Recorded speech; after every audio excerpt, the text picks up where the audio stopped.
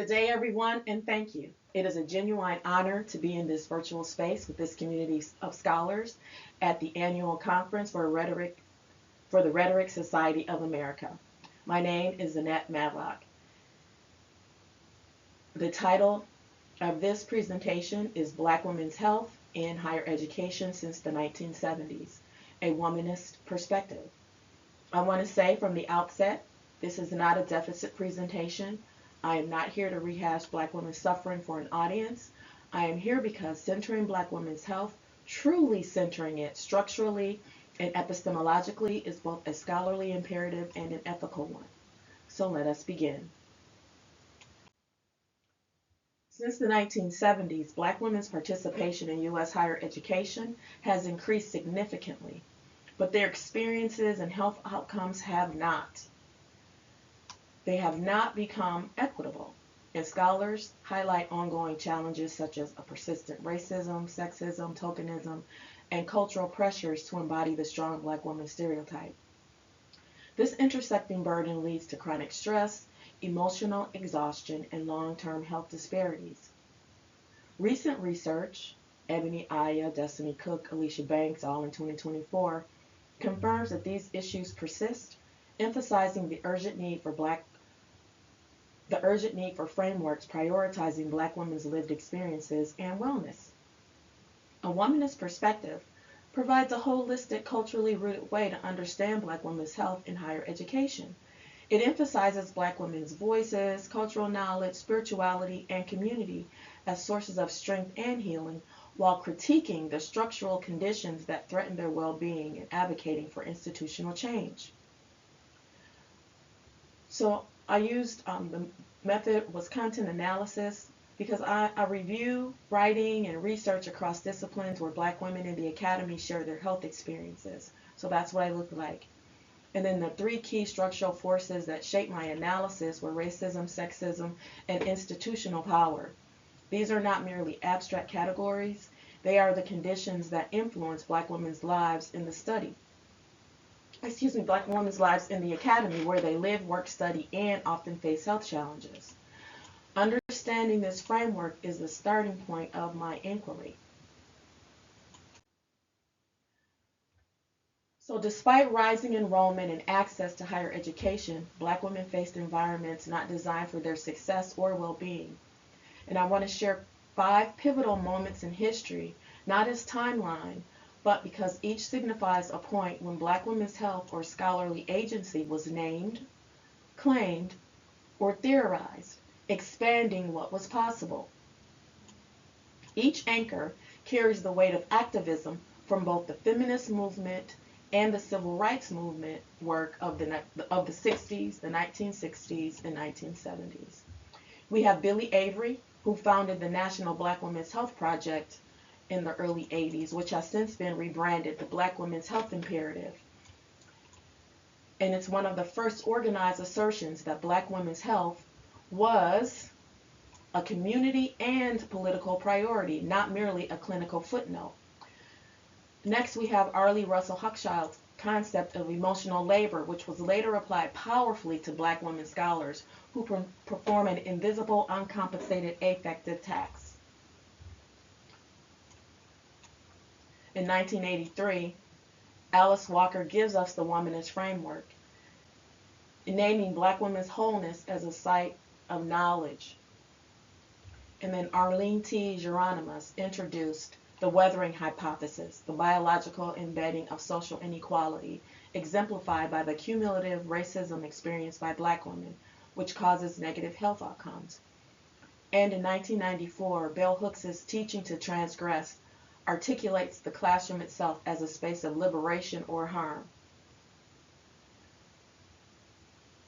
So by the 1990s and the early 2000s, research increasingly documented the cumulative stress Black women faced in academia, including microaggressions, tokenism, and disproportionate service loads. These stressors contributed to weathering, a concept describing accelerated aging and health decline. A health decline caused by chronic exposure to racism and sexism. Modern analysis revealed these patterns persist. Ebony Aya 2024 highlights that hostility toward Black women in higher education has dire consequences, such as increased anxiety, depression, and physical health risks.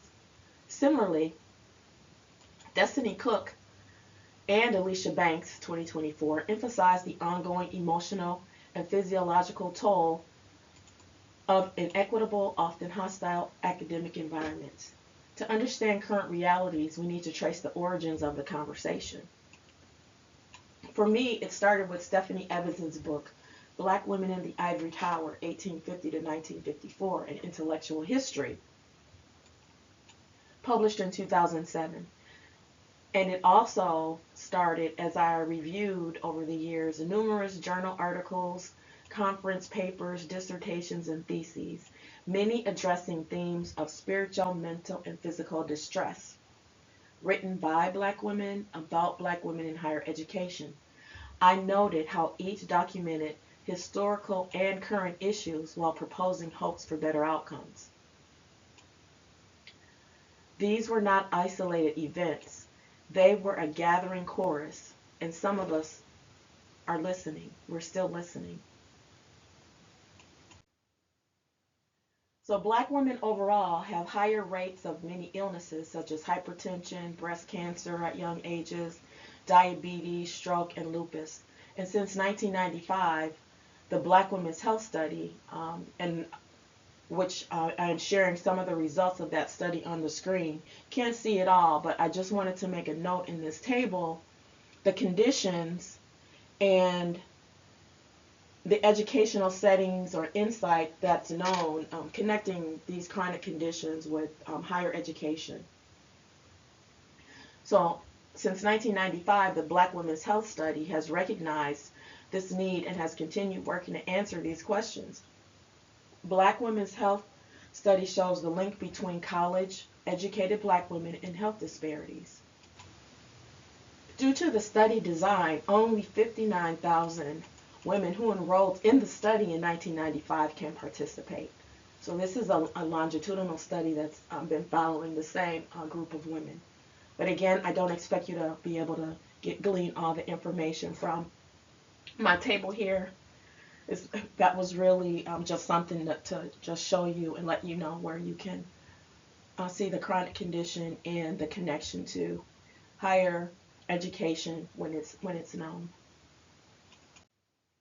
Black women in higher education. So this slide is data drawn on William A. Smith's, Jaleel Mustafa, and Chantel Jones's 2022 study, Adia Harvey Wingfield 2022, Marion Evans 2023, and the Journal of Blacks in Higher Education's 2022 report on institutional climate.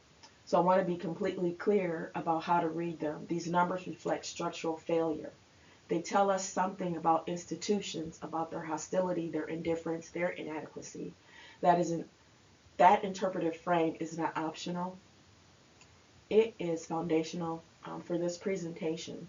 So we're looking at the health equity research here from different scholars that talk about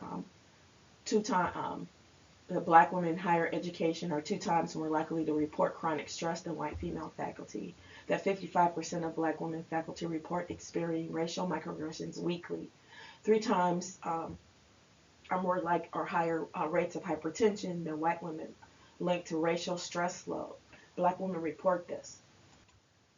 And 40% of Black women doctoral students consider leaving their programs due to hostile climates. And this is particularly when their program is at a predominantly white institution. So again, you can get the research on health disparities, strategies, and findings from the Black Women's Health Study. They have been reported on at the American Journal of Epidemiology, the annual report at Boston University, and the Center for Disease Control's National Center for Health Statistics. The weathering hypothesis. Our Lyons-Geronimus's weathering hypothesis gives us the biological vocabulary for what structural racism does to the body over time. The core concept is allostatic load, the cumulative physiological wear that results from chronic stress exposure. In plain terms, the body keeps score. Every microaggression, every promotion denial, every challenge to your tenure, every moment of hypervisibility or erasure registers not only psychologically but physiologically. When we apply the weathering hypothesis to higher education specifically, we begin to see how promotion barriers, the exhaustion of being perpetually hypervisible in some rooms and entirely invisible in others, and the weight of institutional gatekeeping function as forms of chronic stress with measurable health consequences. Evans 2021 documents the physical manifestations clearly by identifying elevated rates of hypertension, diabetes, and autoimmune conditions in Black women academics. I want to be unambiguous. Weathering is not a metaphor. It is not figurative language borrowed from geology to make a rhetorical point. It is a measurable, documented biological consequence of living Black and female inside predominantly white institutions or any other institution that is hostile to your presence. One of the most pervasive cultural scripts operating in Black women's lives and in the academy specifically is what Woods Giscombe 2010 named the Strong Black Woman Schema. Cook 2024 extends this analysis into the contemporary moment. This schema functions as a cultural demand: be strong, be self-sufficient, sacrifice your needs for others, suppress vulnerability at all costs. It is presented as cultural pride, and in many ways it emerges from a genuine tradition of resilience. But it carries a health cost that is not metaphorical. In the academy, this schema operates as an institutional expectation. Black women faculty and graduate students are expected to perform in vulnerability, to absorb hostility without complaint, to serve without recognition, to produce without adequate support. The health consequences are documented: suppressed help-seeking behavior, chronically elevated cortisol, and cardiovascular strain. Womanism offers a rupture in this script: the claiming of the right to wholeness as an act of resistance, and the claim is not indulgence, it is liberation. I want to be specific about the taxonomy of race, gender, microaggressions that women in the academy navigate, because specificity matters when we are tempted to speak in generalities. This is not a general problem. It is a pattern, documented, named set of experiences. First, intellectual credibility challenges, being asked to prove credentials or expertise that white colleagues are assumed to possess already. Erasure, our contributions removed from institutional memory or attributed to someone else or elsewhere. Token hypervisibility, placed on every diversity committee and photographed for every brochure, yet excluded from consequential decision making. Speech policing, tone, affect, and assertiveness are scrutinized in ways that code racial hostility as professional feedback. Embodied threat, the reading of Black women's bodies as aggressive or non-compliant when no such aggression is present.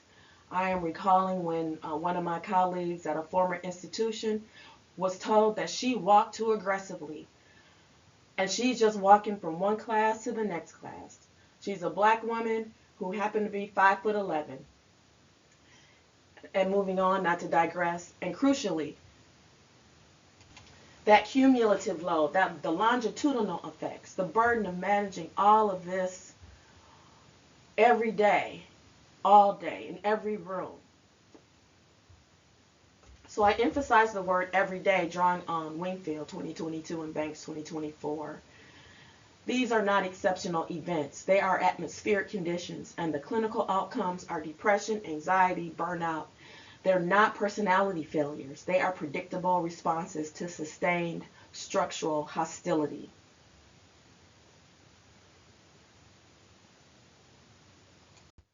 William A. Smith introduced the concept of racial battle fatigue in 2004, extended it in 2008, and his 2022 collaborative work with others provides longitudinal grounding for the framework as it applies specifically to Black women.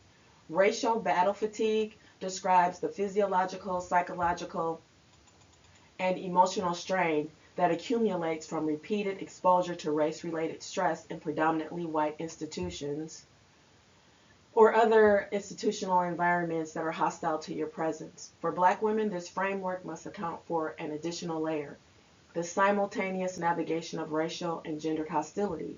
It is not additive in a simple arithmetic sense. It is multiplicative in its complexity and its cost. The emotional tax of identity management alone, the constant calibration of how much blackness, how much femininity, how much authenticity is safe in any given room, is a significant source of cognitive and somatic load. Add to that disproportionate service burdens, lower rates of promotion relative to equally qualified white peers, and the particular isolation of Black women doctoral students in predominantly white programs, and the picture becomes clear. Racial battle fatigue is not a personal failing. It is the predictable, documented outcome of structural racism. We must name it as such. Alice Walker in 1983 gave us a definition that continues to do extraordinarily scholarly and political work. This is an excerpt from the four-part definition, that womanist definition. Womanist is a Black feminist or feminist of color, committed to the survival and wholeness of entire people, male and female. I return to that word wholeness because it is not incidental. It is the epistemological and ethical core of the Womanist project. And I want to explain why womanism and not simply feminism is the appropriate interpretive lens for this work. Feminist frameworks, even at their most intersectional, have not always centered Black women's cultural wisdom, communal practices, and spiritual grounding as sources of knowledge. Womanism does. It positions Black women's ways of knowing not as supplementary to dominant theoretical frameworks, but as foundational. It insists that our healing, our community, and our resistance are all sites of intellectual production. The three womanist pillars I am working with in this framework, wholeness, community, and resistance, are not merely rhetorical touchstones. They are, as Matlock Addison, Aya, and Banks each demonstrate in different registers, actionable, scholarly, and health frameworks. Again, wholeness, community, resistance. So what does womanist theory look like as a health praxis? Not just as interpretive lens, but as something actionable inside an institution. I am proposing a 5-step womanist health praxis framework, organized around 5 verbs. Those 5 verbs are name, center, connect, resist, heal. Name, identify the structural forces at work. Refuse the language of individual deficit. Center, place Black women's knowledge, experience, and testimony at the center of analysis, not at the margins. Connect, build intentional community as a health practice, not merely as a social preference. Resist, actively refuse narratives, policies, and institutional practices that diminish Black women's full humanity. Heal, create conditions, material, relation, institutional, in which healing is not exceptional but structural. I want to be clear. This is not a linear process. It is recursive and communal, and it is grounded throughout in the scholarly record. This framework is both a scholarly contribution and its practice, and womanism has always understood that those two things belong together.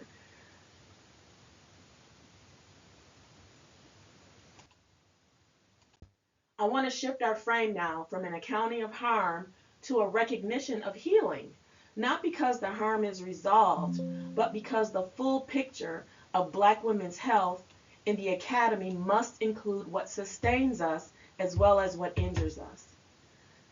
6 documented protective factors emerged consistently across the scholarship I am drawing on today. And those 6 are peer networks, epistemic affirmation, spiritual practice, somatic attention, intentional mentorship, naming, and speaking. Peer networks, particularly those composed of other Black women scholars, provide both relational affirmation and strategic navigation support.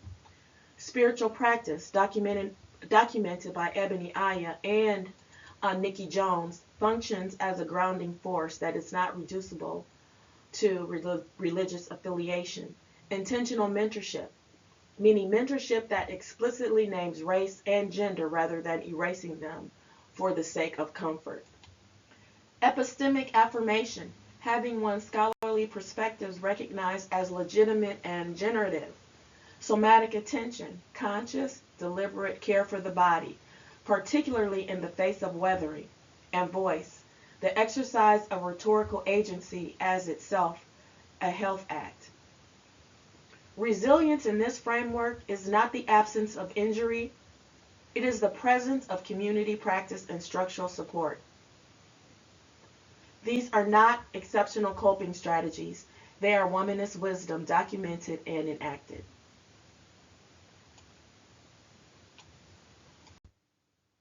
This particular slide here, emerging literature and key contributions, this is just represents the literature that I've been using in this particular presentation, but it's not representative of the entire work. So I just wanted to highlight the 6 key contributors and what each one adds to our collective understanding.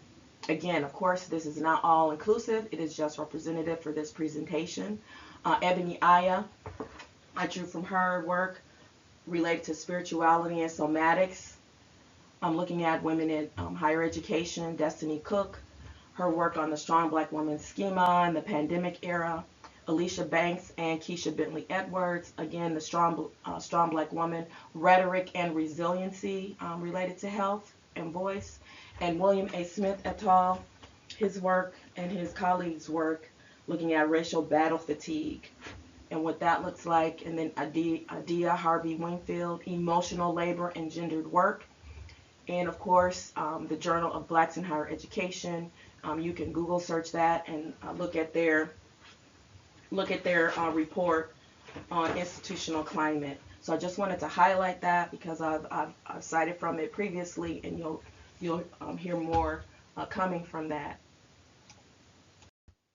I want to close the substantive portion of this presentation by pivoting to institutional accountability, because scholarship without a call to structural action risks becoming a very sophisticated form of witnessing that changes nothing. The 5 nodes on this slide constitute a policy roadmap, and they are each grounded in the scholarship that I have cited throughout. Audit, fund, train, and self-direct, center, sustain. Audit. Institutions must conduct transparent, disaggregated assessments of Black women's health outcomes, attrition rates, promotion timelines, and service loads by race and gender, not collapsed into generic diversity metrics.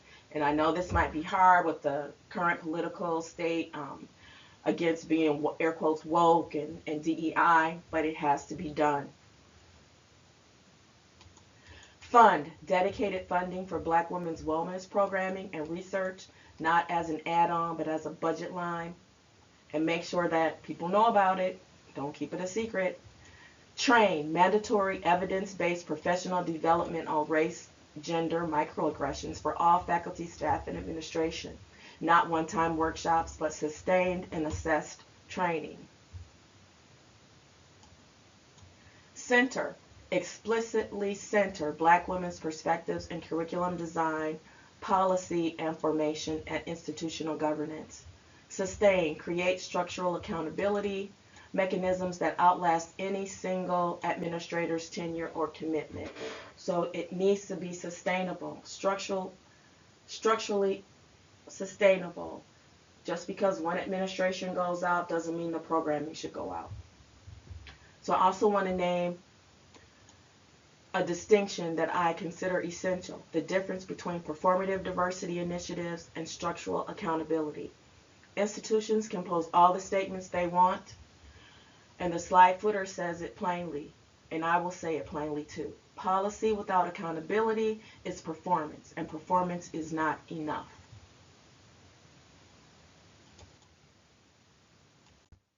As I bring this to an end, I want to return to where womanism always brings us. Not merely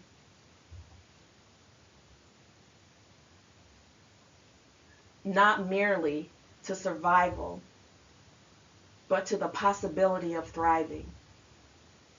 The possibility of thriving. The womanist vision is not catastrophist. It holds harm and healing in the same frame, because Black women always have. So let me offer 5 closing synthesis points. First, Black women and Black women's health in the academy is a structural issue, not a personal one. The evidence is unambiguous. Second, the weathering hypothesis, the strong Black woman schema, and racial battle fatigue are not independent phenomena. They form an interlocking system of institutional harm. Third, womanist theory provides both the interpretive tools and the practical framework for transformation. Fourth, resilience is real, it is documented, and it is communal, but it must be supported structurally, not celebrated as a substitute for institutional accountability. And fifth, the scholarship exists, the roadmap exists. What is required now is will, movement, and action towards systemic correction. I want to acknowledge right here the scholars, the communities, and most of all the Black women whose lives, labor, courage, and testimony make this scholarship both possible and necessary. And I'm honored to carry this work forward alongside all of you. The work of centering Black women's health is both a scholarly imperative and an act of love. Thank you. Thank you. If you have any questions, we're available after the session.